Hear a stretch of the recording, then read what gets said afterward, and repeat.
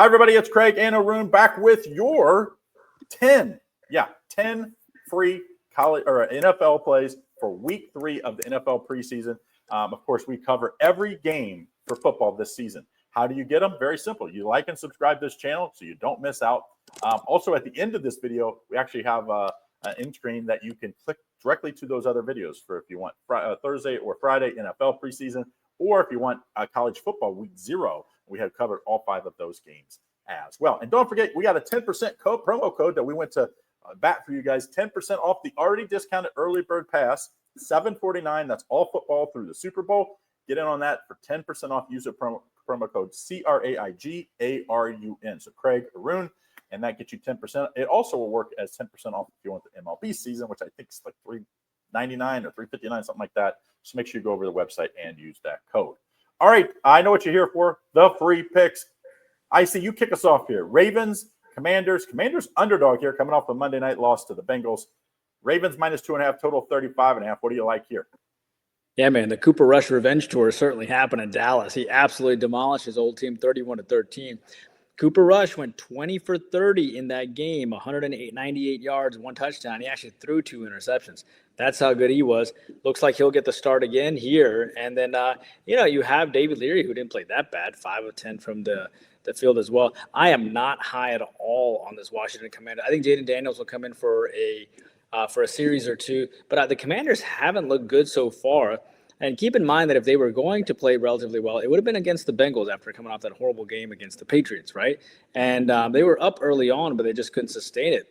And then you have a Baltimore team, or you have a Washington team that has, dude, I am not high at all on these Washington backup quarterbacks. You have Johnson and Hartman here. I think Hartman went, if you take a look at it, yeah, Johnson went 6 for 9 and threw 1 interception, no touchdowns. Hartman went 4 for 10. No touchdowns, and 1 interception. This is against the Bengals defense, okay? So, I mean, that's not good, and now you're facing the Ravens here. So I think Baltimore is the way to go. Just keep it simple, like Baltimore minus the 2.5. The Denver Broncos, you get Sean Payton visiting his old stomping ground here in New Orleans, favored by minus 5.5 against these Saints here. Denver's looked great in the preseason. Who do you like, Craig? Denver's looked good. New Orleans, not so good. Even though they did get a tie last week, 17-17 against the Jags. And the Saints have a quarterback. They said they're not going to announce their quarterback until after this game. So Shaw and Rattler, we'll see. They really both have kind of been up and down and a little. Rattler threw an interception last week. Shaw took a couple bad passes and a sack that I was just like, get rid of the ball. I mean, is Denver the better team? 100%. What's the motivation here for Denver? That's the worry. Are they going to play for the coach? I think they will. I'm going to play them in the first half. If I was going the full game, I would take Denver minus 3.5. I think it is 3.5 the first half. If you're playing for the full game, I probably would take the points in the Saints, though, because I can see where Denver hey, let's get a couple good series in there, and let's get everybody out so we'll be healthy week 1. And the Saints, because the quarterback, not knowing who's going to quarterback, I think you got to keep the 1s and 2s in a little more so you can actually judge how these guys are doing with similar competition. So to me, that's how I'd play it. I'd play Denver as a stronger play in the first half, minus the points. If you really want to play the full game, I would lean towards the Saints. Third game, Texans and the Detroit Lions. And the Detroit Lions are a slight underdog here, minus 1.5, total 34. What do you like here? I see. I'm going to take the Texans here because, Herndon Hooker is supposed to get quite a bit of the snaps here because they're going to give him a kind of an extended look. And he struggled. He was 6 for 13 in his last game as well. He took 2 sacks as well. Kyle Allen actually is playing pretty well right now, 14 of 17. But it's all like managing type things. I mean, like 124 yards. Zach Wilson actually played really well, and Quinn Ewers was much better when the Dolphins beat the Lions. The Lions could bounce back here, but I like the Texans. I'm not a huge – Allen is just managing things. Herndon Hooker is going to get a big of a look, and I think he's going to struggle. And then you will have a Houston Texans team that actually – first of all, Houston still has a phenomenal defense at the end of the day. And that's because DeMarco Ryans is the head coach, former Alabama, right, alum. And, they held the Vikings to 20 points. They held the Panthers to 3 points. That's pretty darn good. So when you look at Houston, when you look at their quarterback play, David Mills, 8 for 14, Slovis, 5 for 12, C.J. Stroud, 6 of 8. I like David Mills as a quarterback, and I think they have a clear quarterback edge here. David Mills used to be, obviously. David Mills has played in a playoff game. David Mills has played. And then Kyle Allen, I just don't have as much faith. And I want to take Houston plus the 1.5. All right, the Colts here hooking up against the Bengals. The Bengals coming off that nice win against the Commanders. Recently the Colts are plus a 2.5 dog. They've had a tough preseason, losing to Green Bay and to Baltimore. Not blowouts, but losing to them on a total of 36. Who do you like, Craig? Yeah, we're filming this late Tuesday night. Anthony Richardson lost the starting quarterback job. Daniel Jones is named the starter. Of course, Anthony Richardson agent helped so much by saying, hey, maybe we want to trade. Maybe they've given up on him. So I don't know how that's going to – are they not going to play Anthony Richardson? Because if you're trying to trade him, you don't want him to get injured. And if you named your quarterback Daniel Jones and maybe have an iffy backup, you definitely don't want to get Daniel Jones injured. I think you got to take the Bengals. I mean, the Bengals have good quarterback depth. Desmond Ridder, remember they picked up him as the third quarterback. You had Browning. Remember what he did, how great he was both last week and when he got the start when Burrow was hurt, 2 years ago, I think that was. So I like the Bengals here. They are on a short week, so don't go crazy with this one because teams coming from Monday to Saturday and it's preseason. The Bengals aren't going to be long for many starters, I'm guessing. In this one. So you're definitely going to see lots of backup for the Bengals, but I think the Colts are probably going to be similar as well. So probably going to be an ugly game, maybe even lean towards that under. Next game, we go LA Rams playing the Cleveland Browns here. The Browns are favored by 7, total of 39. I'm guessing even though Cleveland named a starter, that they're still fighting for the backup spot here. So I guess that's why people maybe they had to set this line where it is. What do you like here?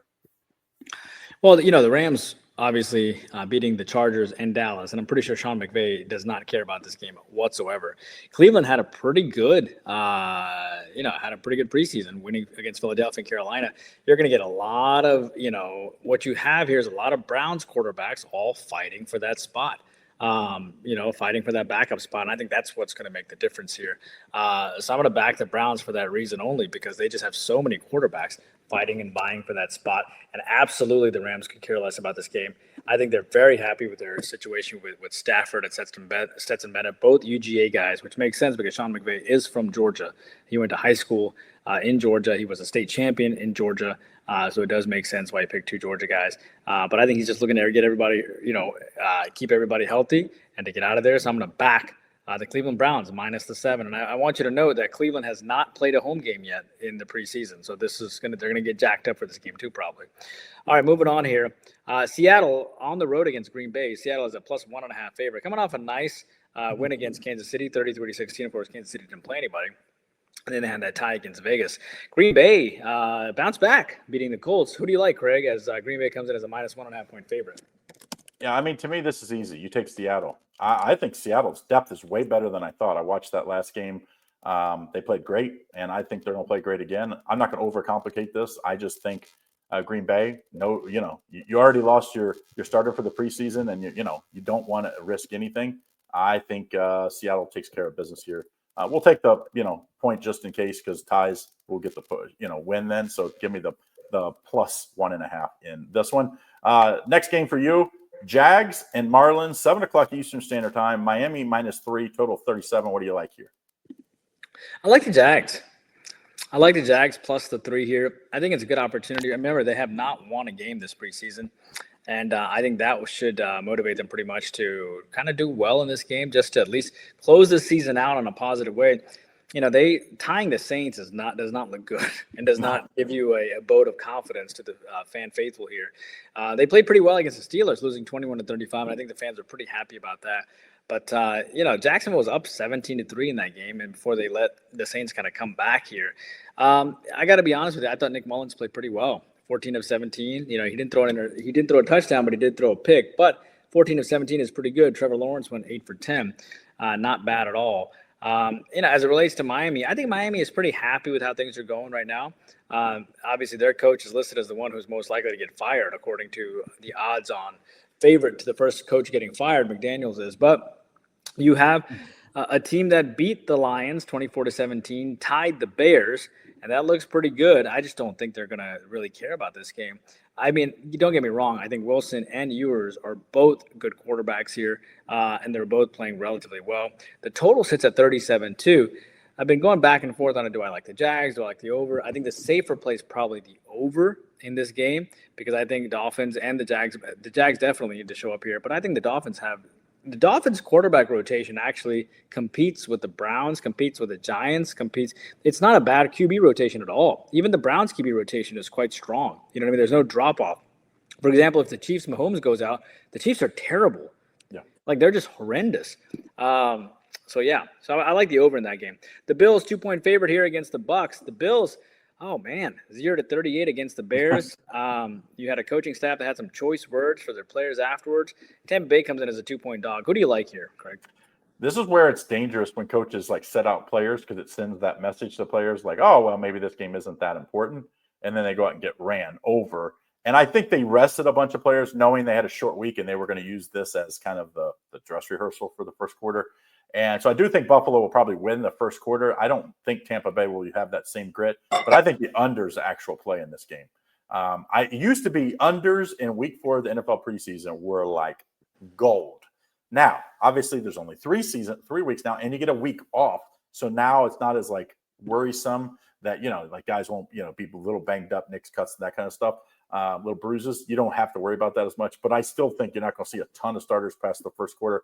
Under Buffalo and Tampa Bay. And I think both these defenses are pretty good as well. Chargers and the 49ers for you here, I see with San Francisco looked good last week. Nice win, -1, total 35.5.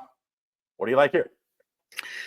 Yeah, I mean, the Chargers, this is a team. This is their 4th preseason game, by the way, because they played in the Hall of Fame game. They did. Yeah, I mean, they had the Rams, the Saints, and the Lions. And now, and that Rams game was fascinating because they ended up losing 23-22. But you're right; they actually played really well. Lance went 7 for 15, and Taylor Heineke went 6 for 11. Stetson Bennett just rolled 28 for 40. He could care less, and he had a phenomenal game. 3 touchdowns and 1 interception. I just got to be honest with you, man. I just think the Chargers do all the little things well. The problem here is that San Fran comes into this game beating Vegas 22-19, but I just do not trust San Francisco at all. I'm a little surprised to see the Chargers sort of a dog here. Maybe they're playing a ton of their backups. That's probably what the case is going to be. The 49ers, as far as, if we were to tell you how they did in last game against the Raiders, you had a team here that Mac Jones went 13 for 16. Carter Bradley went 8 for 13, and Purdy went 5 for 7. I think the play in this game is going to be the under. Okay, because I don't think they're going to ask much from Stetson Bennett in this game and the other backups because he's done all that he needs to do.